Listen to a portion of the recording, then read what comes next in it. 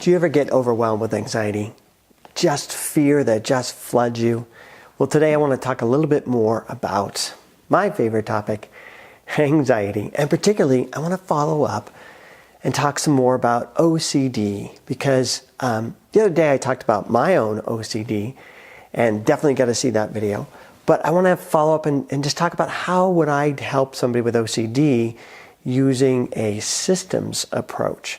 And that's what we're going to do in this video.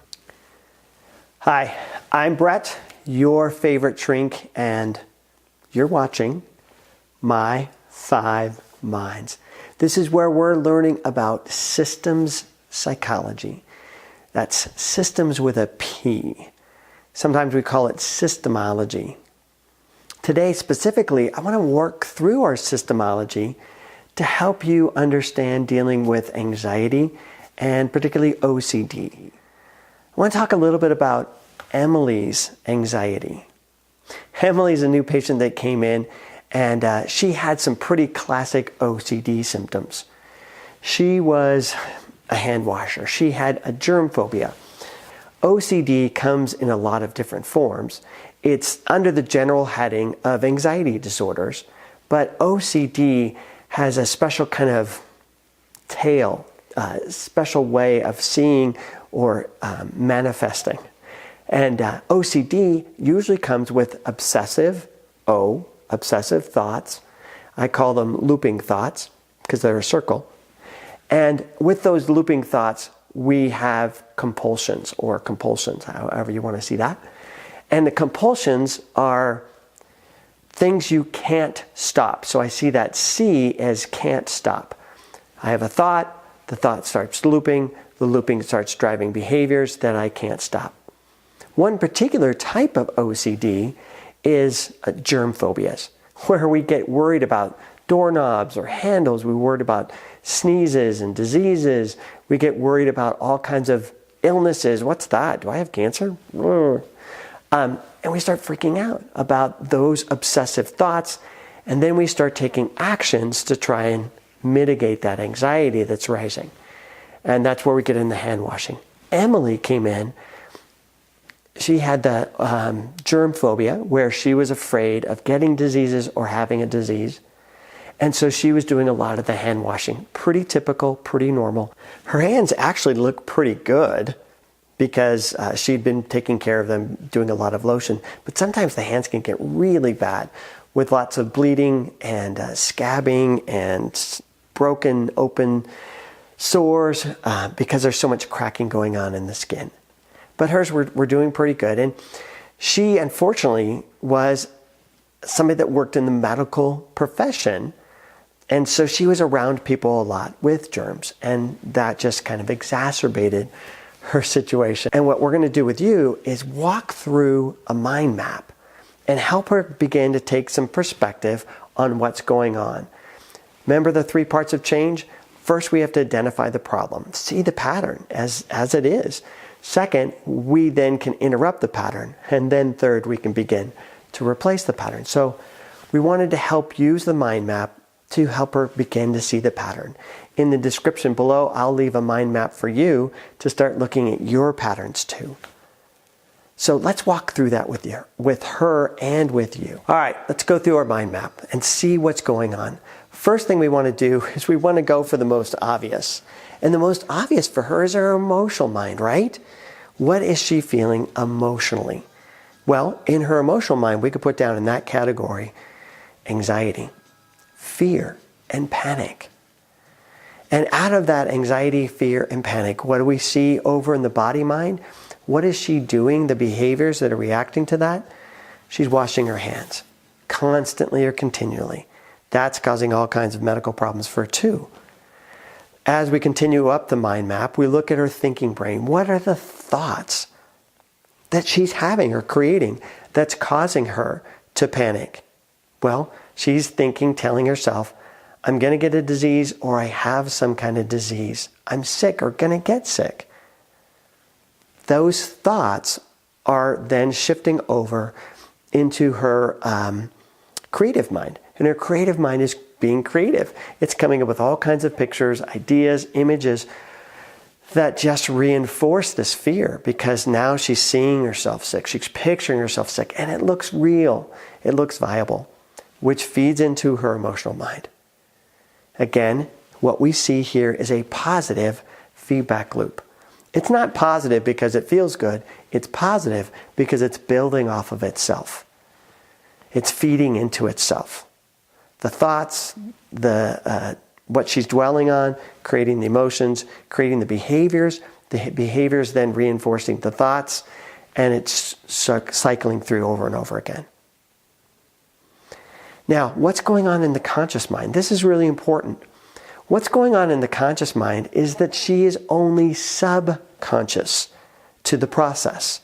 We've mapped out kind of what's going on, but as she's mapping it out, she's seeing it all from the position of first person. She is seeing it from the body point of view.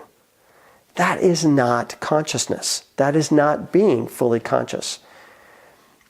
Consciousness is the ability to step out of your body, the ability to step out of your physical sensations. So what makes you different than an animal is an animal is aware of their body. They're aware of their physical sensations and experiences. Hungry, cold, tired. They have an awareness, but that is not called consciousness. Consciousness is when you can step out of your own physical sensations and step beyond. It's an awareness that goes beyond physical sensations. So a human being can say, hey, why am I cold? Why am I tired? Why am I hungry? And they can do an analysis of what's going on, where an animal won't. An animal can't. So consciousness is something very unique and special to humans only. And in going through our mind map, we can see that she's taking the body point of view, and so she's in a subconscious situation. And first thing we want to do is take this mind map and move her into a full conscious situation. So let's mind map again from a different point of view. So I've taken a second mind map, and we've kind of started the process over again with her.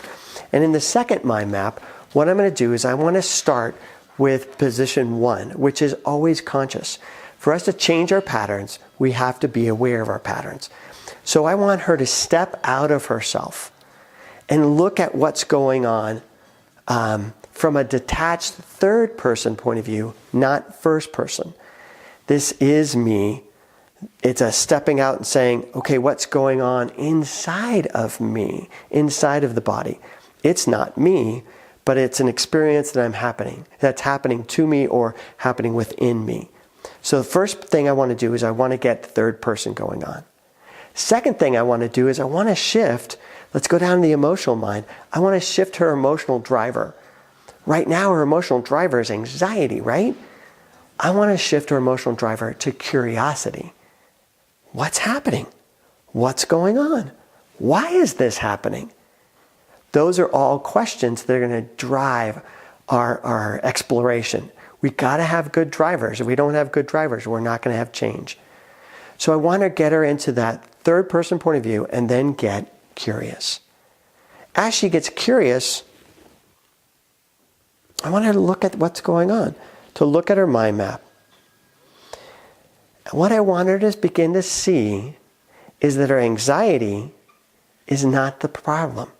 That's where she starts, that's where she's thinking about or focused on, because that's kind of the most powerful part that's happening right now. But what is the real problem? As we step out of this cycle, as we step away from the anxiety itself and get curious here, what do we see? We see that her thinking mind is the real problem. That is really where it's all starting, and that is where it's all perpetuating. It's her thinking mind that is overthinking. Now that's really important, because trying to address anxiety with somebody with OCD is helpful and useful. I also love to teach lots of relaxation exercises and self-soothing exercises, but it's not as effective with OCD because the problem is up here in the prefrontal cortex. If we did an fMRI, if we could look at your brain in action while you're having OCD, what you'll see is that there's overactivity, particularly right in this occipital, optical prefrontal something. You can look it up on YouTube or Google it. But in OCD, we have an overactive prefrontal cortex right around here, right around your eye socket, as it were. And what's happening in that part of her brain is that it's overthinking. And it's not really even thinking, I have a disease, or I'm sick, or I have cancer. It's even worse than that. It's thinking, what if? It's playing the what if game. And the what if game is super powerful. Because if she just said, oh, I have a disease, then she can go to the doctor and check it out and see that she doesn't have a disease and it goes away. That doesn't work that way. With the what if game, it's what if? What if the doctor's wrong? What if the information's wrong? What if he missed something? What if? And the what if game is 10 times worse than the what is game. And that's where her problem's originating. That original thought of what if I'm sick is then driving the cycle. Now, we're beginning to see this cycle much better, much more clearly, and that's going to give us much more power. Let's move into interrupt. Interrupt is stage 2. Now that we're mapped out what's going on, let's start interrupting. I'm going to suggest that we don't argue. We don't argue with the thinking brain, because the thinking brain is a bit obsessed right now, right?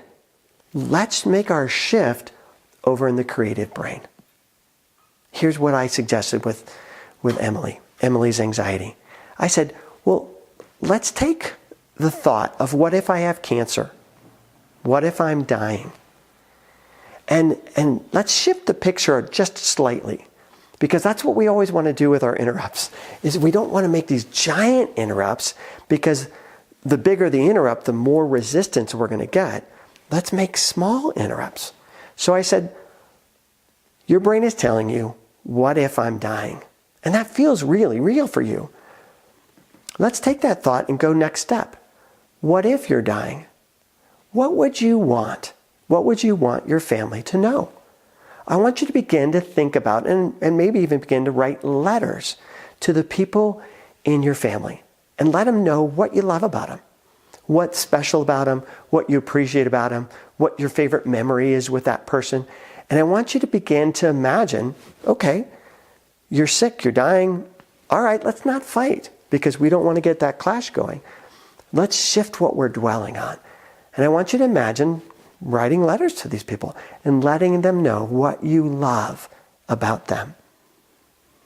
Here what we're doing, we're shifting drivers again. This time we're shifting a driver to love. She's dwelling on the things she appreciates. She's dwelling on the things that are good. She's dwelling on the things that are positive. That is going to shift a new emotional response. Not by trying, not by pushing, but automatically by dwelling on something different, which is going to produce a different physical response.